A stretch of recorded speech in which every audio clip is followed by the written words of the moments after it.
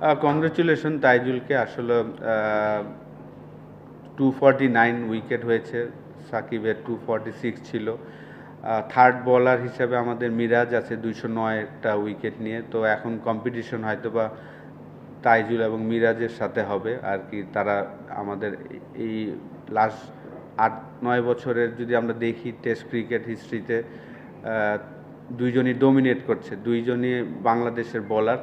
এবং হাসান মুরাদের ডেবু হয়েছে, লাস্ট 2টা ম্যাচ খেললো এবং অনেক দিন ধরেই কিন্তু আসলে সিলেক্টররা এবং ম্যানেজমেন্ট তাকে কিন্তু টিমের সাথে রাখছেন রেগুলার।